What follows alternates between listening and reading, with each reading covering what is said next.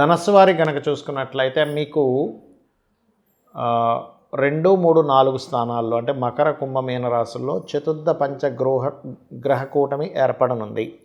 ఈ యొక్క గ్రహాల మూలంగా మీకు కలిగేటువంటి మంచి ఫలితాలు ఏమిటి, మరి జాగ్రత్తలు ఏం తీసుకోవాలి, ఏ దేవత ఆరాధన చేసుకోవాలనేటువంటి విషయాలు చెప్తుంది. నేనైనప్పటికీ కూడా చెప్పిస్తుంది సాక్షాత్ లలిత అమ్మవారిగా భావిస్తూ, ప్రధానంగా ఇక్కడ ఈ గ్రహాలు ఏవైతే ఉన్నాయో రెండవ స్థానంలో మీకు దాదాపుగా 19, 20 జనవరిలోని మరియు 21 జనవరి నుంచి 15 రోజుల పాటు 4 గ్రహాలు అంటే 19, 20 తేదీలేమో 5 గ్రహాలు, తర్వాత 4 గ్రహాలు అంటే 4, 5 గ్రహాలు రెండులో ఎక్కువగా ఉంటాయి.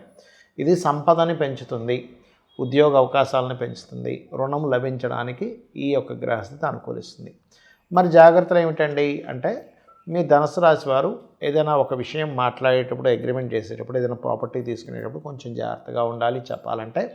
మరియు అదేవిధంగా గమనించినట్లయితే వివాహ నిర్ణయాల విషయంలో రెండో స్థానంలో అధిక గ్రహాలు సంచరించేటప్పుడు వివాహ నిర్ణయాల విషయంలోని, పార్ట్నర్షిప్స్ విషయంలోని, పెద్ద మొత్తంలో ఎవరికైనా మనీ ట్రాన్స్ఫర్ చేసేటువంటి అంశాల్లోని కాస్త జాగ్రత్తగా ఉండాలి. మరి ఇవే గ్రహాలు మూడో స్థానంలోకి వెళ్తాయి. ఎప్పుడు వెళ్తాయో కూడా చెప్తాను నేను మీకు.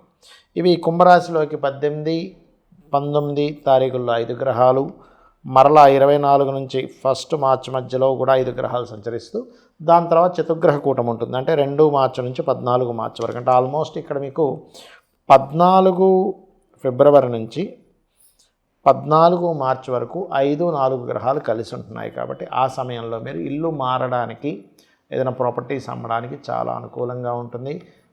పార్ట్నర్షిప్స్, వ్యాపార అభివృద్ధికి మీరు ధైర్యంగా ఏదైనా ధైర్య సాహసాలతో చేసేటువంటి విషయాల్లో చాలా అనుకూలత ఉంటుంది చెప్పాలంటే. కాకపోతే ఈ సమయంలో మీరు ప్రాపర్టీస్ ఏది తీసుకోకండి, సంతానం విషయంలోని లేకపోతే ప్రేమ వ్యవహారాల విషయంలో ఎటువంటి నిర్ణయాలు తీసుకోకూడదు ఈ సమయంలో చెప్పాలంటే. కాకపోతే ఇక్కడ మీరు వాహనం మీద వెళ్ళేటప్పుడు కొంచెం జాగ్రత్తగా ఉండాలి. మరియు అదేవిధంగా ఉద్యోగ సంబంధించిన విషయంలో కూడా తొందరపాటు నిర్ణయాలు పనికిరావు, పర్టికులర్గా ఈ డేట్స్లో. అదేవిధంగా మీకు 4వ స్థానంలో అధిక గ్రహాలు అంటే 2 మార్చి నుంచి 14 ఏప్రిల్ నుంచి ఆల్మోస్ట్ 16 ఏప్రిల్ మధ్యలో కనుక చూసుకున్నట్లయితే మీ మీన రాశి వారికి ఇక్కడ మీరు గృహంలో ఏమైనా రిపేర్స్ ఏదైనా చేయించుకోవడానికి, లేకపోతే గృహ యోగము, వాహన యోగము, ఆభరణాల యోగాలు ఇక్కడ ఉన్నాయి. అదేవిధంగా కాస్త ఈ ప్రాపర్టీ, తండ్రి తాతగారి యొక్క ప్రాపర్టీస్ విషయంలో ఉండేటువంటి కొన్ని చికాకులు తొలగుతాయి. కాకపోతే ఇక్కడ మీరు కాస్త ఈ ఫైనాన్షియల్ మ్యాటర్స్, అప్పుల విషయంలో కొంచెం ఇక్కడ జాగ్రత్తగా ఉండాలి. ఈ సమయంలో 4వ స్థానంలో అధిక గ్రహాలు సంచరించేటప్పుడు మరియు లాంగ్ జర్నీ చేసేటప్పుడు కొంత జాగ్రత్త వహిస్తూ ఉండండి. వ్యాపార అభివృద్ధికి సంబంధించిన విషయాల్లో కూడా కొంత జాగ్రత్తగా ఉండాలి. ఇక మీరు చేయవలసినటువంటి దేవతారాధన లక్ష్మీ నరసింహస్వామి యొక్క ఆరాధన చేస్తూ ఉండండి. మరియు అదేవిధంగా చూసుకున్నట్లయితే గోవులకి క్యారెట్స్, బెల్లము, గ్రాసము, అరటికాయలు తినిపిస్తూ ఉండండి. నవగ్రహాల్లో రాహుకేతు, శని, గురుకుజ గ్రహాల దగ్గర దీపారాధన చేయండి, అనే విధాలు బాగుంటుంది. మరి దేశకాల పరిస్థితులు దీనికి ఎలా అనుకూలిస్తాయి, మరి జాతకం లేదండి వారికి కూడా ఇది పనిచేస్తుంది అంటే ఖచ్చితంగా న్యాచురల్ మకర రాశిలో ఈ 5 గ్రహాలు వచ్చి చేరుతున్నాయి. మకరంలో, కుంభంలో, మీనంలో 4-5 గ్రహాలు మాటిమాటికి వచ్చి చేరుతున్నాయి. ఇది మిరాకిల్ అని చెప్పుకోవాలి. ఎప్పుడూ మనకి ఇంత విరివిగా కలవడం అనేటువంటి చాలా తక్కువ, అరుదుగా జరుగుతూ ఉంటుంది. అయితే మరి దేశకాల పరిస్థితుల్లో ముఖ్యంగా దీనివల్ల కలిగే ఫలితాలు ఏమిటంటే, మనకు ఆల్రెడీ 2025 నవంబర్ నుంచే ఆల్మోస్ట్ అలాంటివి జరుగుతున్నాయి. అంటే ఎలాంటివి మనం చూస్తూ ఉన్నాం. బయట ఫ్లైట్లు ఆగిపోవడం ఆల్రెడీ మనం ప్రిడిక్ట్ చేసుకున్నాం అమ్మవారి అనుగ్రహంతో. ఫ్లైట్లు ఆగిపోవడం కానివ్వండి, అగ్ని ప్రమాదాలు కానివ్వండి, భూకంపాలు కానివ్వండి, మంచుతో కూడుకున్నటువంటి విషయాలు కానివ్వండి, ఇవన్నీ మనకు ఆల్రెడీ జరుగుతూనే ఉన్నాయి. అయితే దీనివల్ల ఏమిటంటే కొన్ని ఉద్రేకభరితమైనటువంటి విషయాలు, అంటే మనకి చూడండి తీవ్రవాదులు, కాల్పులు కానీ ఇవి కాస్త ఎక్కువగా అవుతుంటాయి. వీటి ప్రభావం వల్ల గుర్తుపెట్టుకోండి. కొన్ని జబ్బులు, ఈ పంచగ్రహ కూటములు, ఇవన్నీ గ్రహాలన్నీ రాహుకేతు మధ్యలోకి వెళ్ళిపోతున్నాయి కదా. కాబట్టి ఏంటంటే అది ఎప్పటి నుంచి, ఆల్మోస్ట్ ఇప్పటి నుంచి దాని ప్రభావం పడుతూ ఉంటుంది. కాకపోతే ఏంటంటే దీనివల్ల కాస్త మనం గతంలో చెప్పుకున్నాం, ఎయిడ్స్ ఎక్కువగా ప్రబలుతుంది. మరియు అదేవిధంగా గమనించినట్లయితే దాని మూలంగా కొంతమంది కాల్పుల మూలంగా అనుకోండి, కొన్ని సరిహద్దుల దగ్గర ఉండే వాళ్ళ మూలంగా అనుకోండి, కొన్ని భూకంపాల మూలంగా అనుకోండి, లేకపోతే ప్రకృతి వైపరీత్యాల మూలంగా అనుకోండి, వీటి అన్నిటి మూలంగా కూడా కొన్ని దాడులు జరగడం మూలంగా కూడా ఇటువంటివి ఎక్కువగా జరుగుతూ ఉంటాయి. అయితే వీటి నుంచే మనం ఇవన్నీ ఎందుకు చెప్పుకుంటున్నాము, దీని నుంచి మనం రక్షించుకునేటువంటి మార్గం ఏదైనా ఉందా అంటే ఒకటే మార్గం, చండీ అమ్మవారిని పట్టుకోవడం. అంటే ఇంట్లో మీకు గనక వీలుంటే, మీకు గనక స్తోమత ఉన్నట్లయితే ఇంట్లో చండీ చేయించుకోండి. అలా కాదండి మాకు అంత స్తోమత లేదు, ముందే మేము పేదవాళ్ళము, ఉన్న నెల జీతం సరిపోవడమే ఇబ్బంది అవుతుంది అనుకునేటువంటి వారు ఏమి టెన్షన్ పెట్టుకోకండి.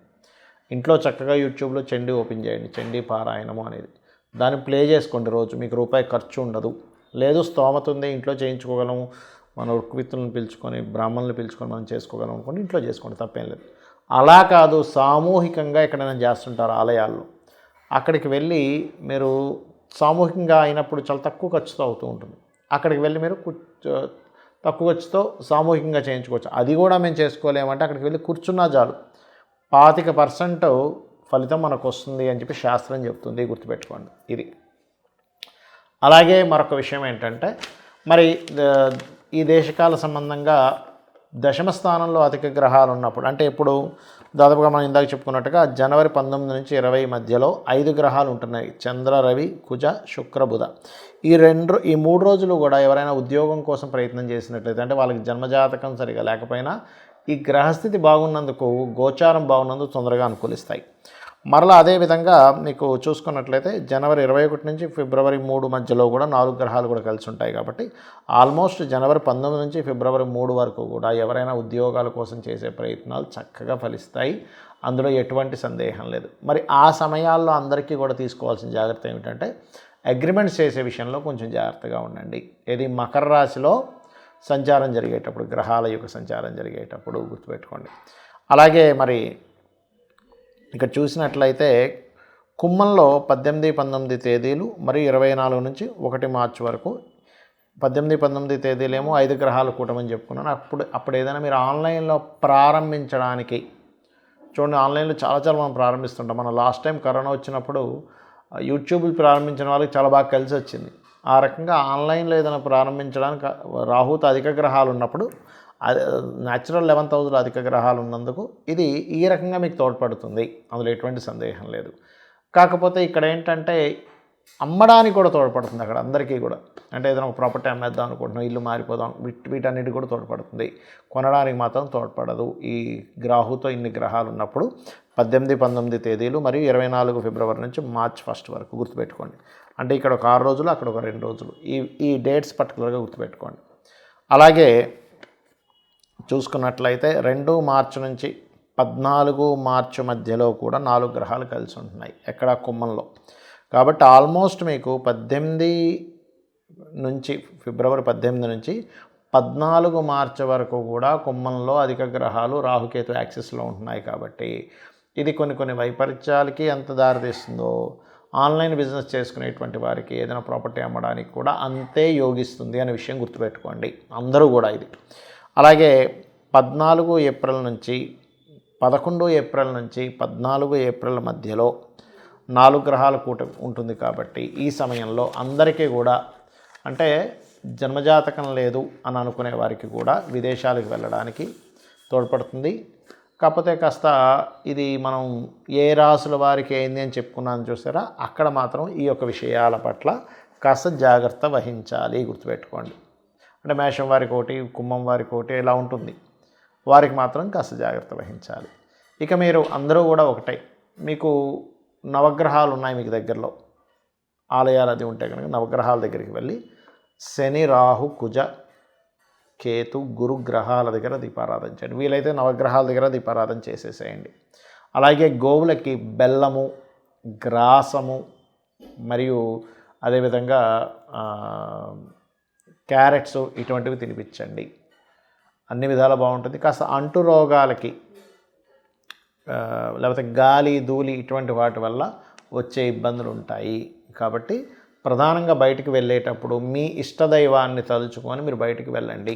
అలా గనక చేసినట్లయితే అన్ని విధాలా మీకు బాగుంటుంది. శ్రీమాత్రే నమః.